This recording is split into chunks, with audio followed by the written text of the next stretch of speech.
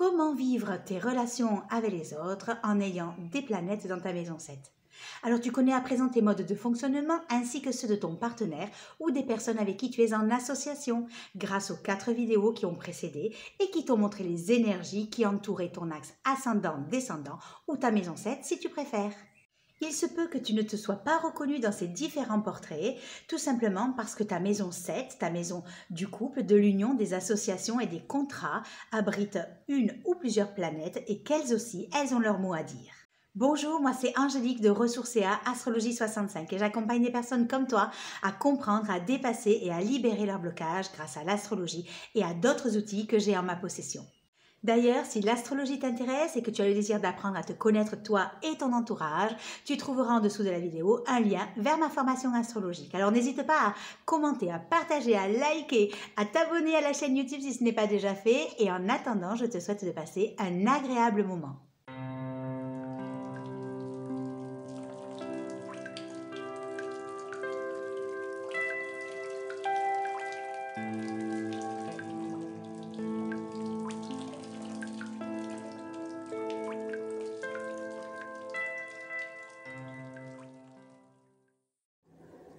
Le soleil représente ton énergie vitale, c'est le principe masculin de la vie qui symbolise aussi bien ta vie, ton existence, ton individualité, ta conscience, ta force, le yang, l'âge adulte, la puissance, mais aussi le père. L'archétype paternel ou toute autorité similaire, comme le patron, le chef ou le tuteur. Lorsque ce soleil est placé dans ta maison 7, il donne de l'importance à ce secteur. Ainsi, il te donne envie de t'affirmer aussi bien dans l'union que dans le mariage, le partenariat ou les associations, comme il peut aussi te donner envie de t'engager. Le regard de l'autre est de toute façon très important. Si tu as ton soleil en maison 7, tu devrais accorder une grande importance au rapport humain. Du coup, il se peut qu'une part de toi dépende parfois des autres et que tu ne te sentes pas ou que tu ne puisses pas vivre seul. Avec cette position, tout ce qui est contrat ou toute forme d'engagement devrait jouer un rôle important dans ta vie, dans le cas où tu le vis bien, bien évidemment. Maintenant, si tu le vis mal, vu que la maison 7, c'est la maison des autres, il se peut que les autres, justement, abusent de toi ou que tu sois soumis à eux, ce qui pourrait t'empêcher d'arriver à te découvrir et à te définir. La lune représente tes émotions. C'est le principe féminin de la vie qui symbolise aussi la force intuitive de ta personnalité, ta réceptivité, le yin, la fécondité, l'instinct maternel, les besoins d'être nourri et sécurisé, l'enfance, les changements, les humeurs, ta vie intérieure, mais aussi la mère, l'archétype maternel ou toute influence féminine similaire. Lorsque la lune est placée dans ta maison 7, elle va colorer de sa présence ce secteur de l'union, des partenariats, des associations et des contrats. Il se peut que tu sois quelqu'un qui s'adapte bien à toute relation afin de pouvoir te lier à autrui. Tu peux donc être à l'écoute de tes divers comportements et les transformer pour être accepté. Il y a ici soit un fort besoin de materner, soit d'être materné, parfois les deux. La lune te donne un naturel enfantin dans cet espace des autres et te rend parfois changeant ou capricieux. Il se peut qu'il y ait ici un certain manque de sécurité affective, voire émotionnelle. À l'écoute des autres, intuitif, médiumnique, tu peux être aussi influençable, parfois passif, vite débordé émotionnellement. C'est une position qui peut t'amener une grande réceptivité comme de nombreux changements dans ta vie relationnelle. Mercure représente ta communication. C'est le principe intellectuel de la vie qui symbolise ton mental, les échanges, la dualité, le mouvement, le besoin de comprendre, les transports, l'adolescence, mais aussi la fratrie, les voisins, les collègues, ton entourage proche. Lorsque Mercure est placé dans ta maison 7, il va montrer une grande importance de la communication dans tes relations et tu pourrais même avoir un intense besoin d'échanger et de partager, tout en te sentant poussé à analyser la raison de tes choix, quels qu'ils soient.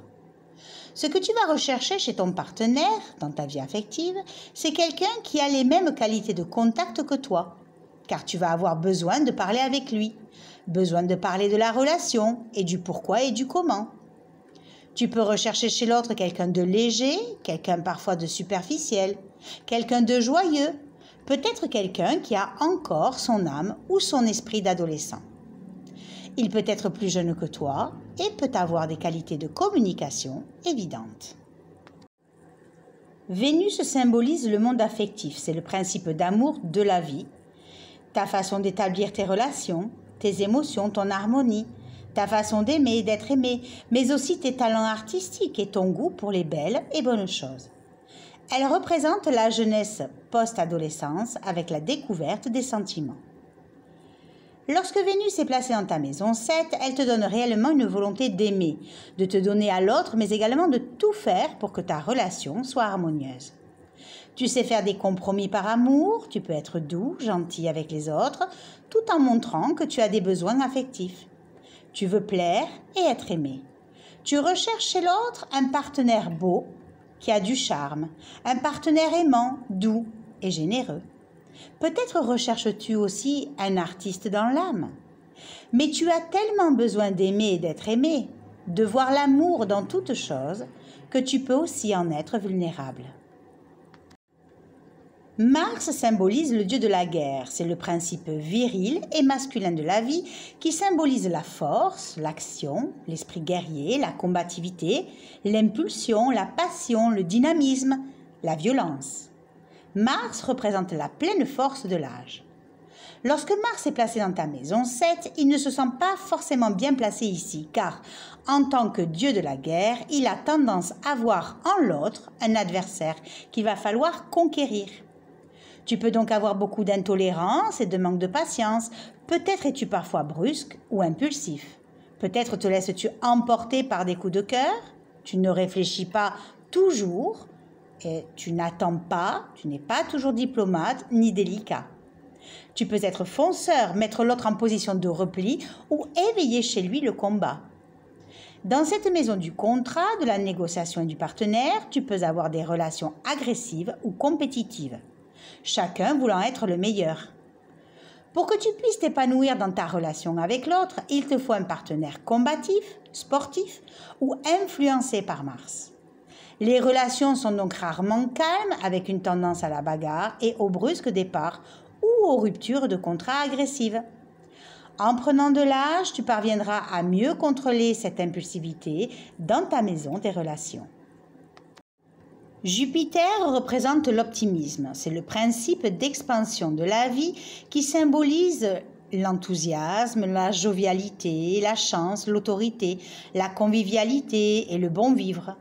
Il correspond à l'âge mûr, à l'âge épanoui. Lorsque Jupiter est placé dans ta maison 7, il te donne des opportunités dans ta vie relationnelle et même au niveau de tes divers contrats. Tu peux parvenir à t'élever socialement grâce à ton partenaire ou avoir des contrats professionnels qui t'élèvent de plus en plus.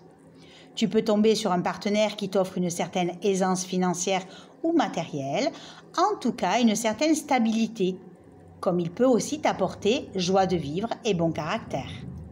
Généreux avec ton partenaire et avec les gens autour de toi, tu peux aimer rire et chanter.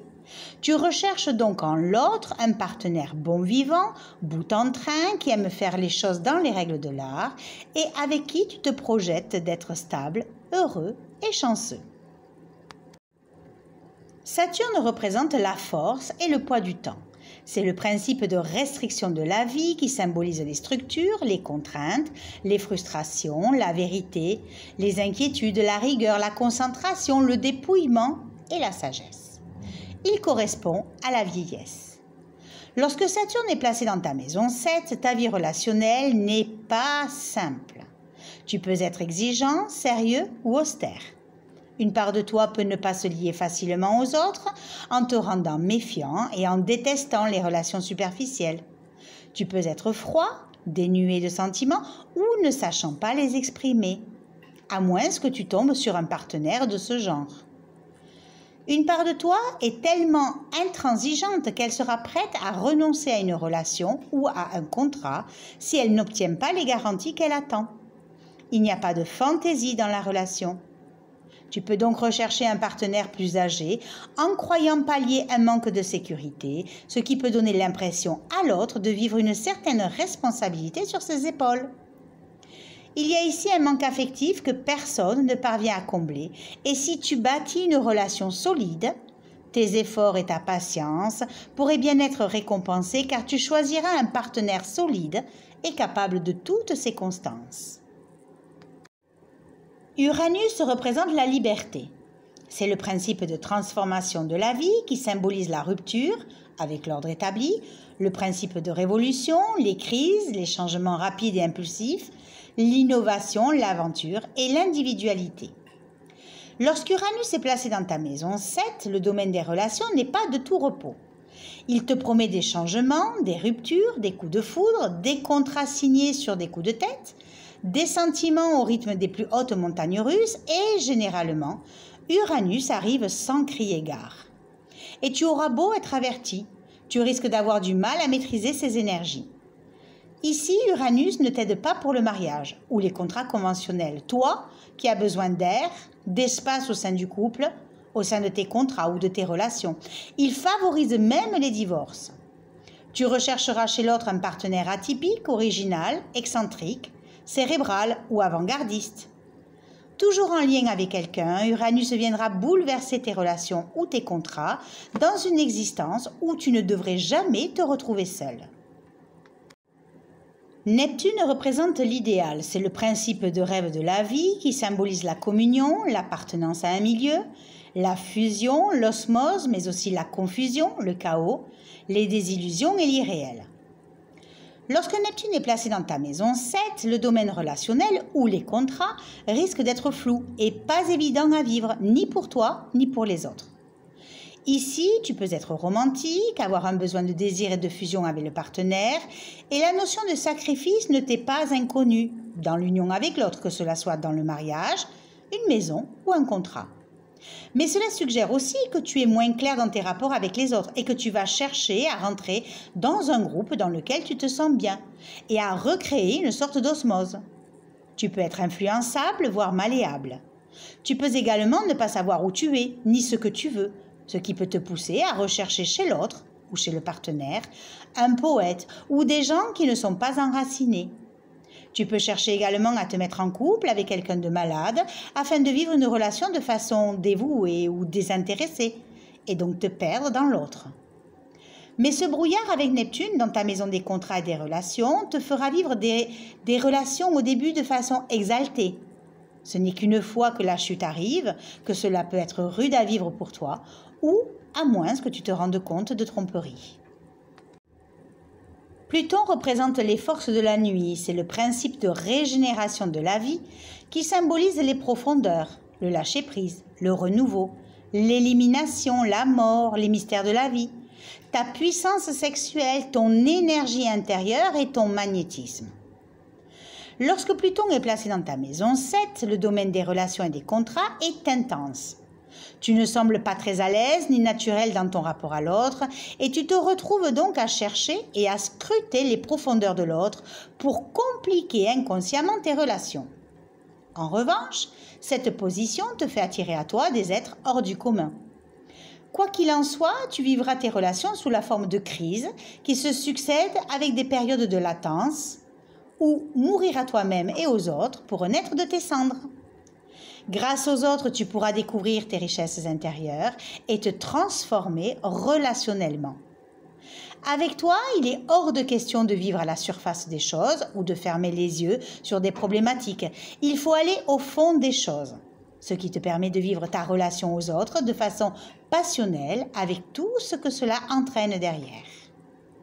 Voilà, tu sais à présent ce que ces planètes dans ta maison 7 t'amènent comme énergie supplémentaire dans ton rapport à l'autre et dans ce que tu recherches comme partenaire. J'espère que cette petite vidéo t'a plu et je t'invite à me laisser en commentaire un petit message pour me dire si tu t'es reconnu dans ce mini portrait.